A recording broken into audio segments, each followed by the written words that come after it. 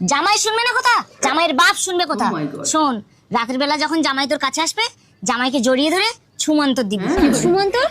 সুমন্তর কি মা? জামাই ঘরে আসুক, আমি যে কথাগুলো জামাইকে বলবো, তুই রাতের বেলা শোয়ার সময় সেই কথাগুলোই বলবি। মা, ওই তো তোমার জামাই আসছে। আরে শাশুড়ি মা, আপনি কখন এলেন?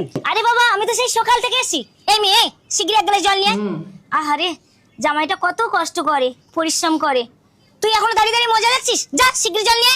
আচ্ছা আচ্ছা, এত ব্যস্ত হওয়ার কিছু নেই। আচ্ছা জামাই, তুমি এত পরিশ্রম করছো, ভবিষ্যতের কথা কিছু ভেবেছো? আজ 4 পা আছে, কাল 6 পা হবে। ভবিষ্যতের কথা একটু ভাবো বাবা। মেয়ে আর তুমি আলাদা হয়ে যাও, নিজে খেটে কেন সাই গোষ্ঠীর লোককে খাওয়াবে? মা, ওকে আমি অনেক বুঝেছি গো। এ ছেলে সে ছেলে না, এ বড্ড আনা। এই মেয়ে, তুই চুপ কর। জামাই আমার খুব ভালো। মা, আপনি ঠিকই বলেছেন, আমাকে না কেউ এইভাবে বোঝায় না। দেখলি মা, জামাই কেমন বুঝে গেল? আসলে তুই ভালো করে বোঝাতে পারিস না। একদম ঠিক কথা বলেছেন শাশুড়ি মা, আপনার মেয়ে না আমাকে একদম বোঝাতে পারে না। আমার মনে হয় আপনার থেকেই আমাকে বুদ্ধিটা নিতে হবে।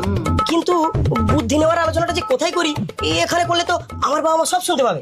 এক কাজ করুন, আপনার বাড়ি গিয়ে বুদ্ধির আলোচনাটা করবো। চলুন চলুন চলুন। হ্যাঁ হ্যাঁ বাবা, তুমি ঠিক কথা বলেছো। চলো চলো, আমাদের বাড়ি চলো। জামাইবাবু, দিদি বললো তুমি নাকি আমাকে ডাকছিলে?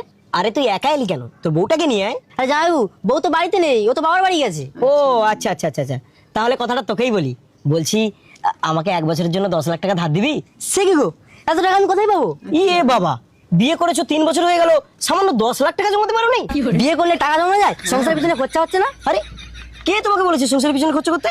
আমাকে দেখেছে গো, আমি বিয়ে করে বউকে নিয়ে আলাদা হয়ে গেছি, ব্যাস তখন থেকেই আমার টাকা জমানো শুরু হয়ে গেছে। তার মানে জামাইবাবু তুমি কি বলতে চাইছো? বলতে চাইছি, বিয়ে যখন করেছো বউকে নিয়ে আলাদা হয়ে যাও, মাত্র 1 বছরের মধ্যে তুমি 10 লাখ টাকার মালিক হয়ে যাবে। ফালতু কেন নিজে খেটে সাই গোষ্ঠীর লোককে খাওয়াবে আর ভিখারি হয়ে থাকবে? হ্যাঁ, এই বুদ্ধিটা আগে কেউ আমাকে দেয়নি, আজই আমি আলাদা হয়ে যাবো, যাচ্ছি ওই মারের কাছে।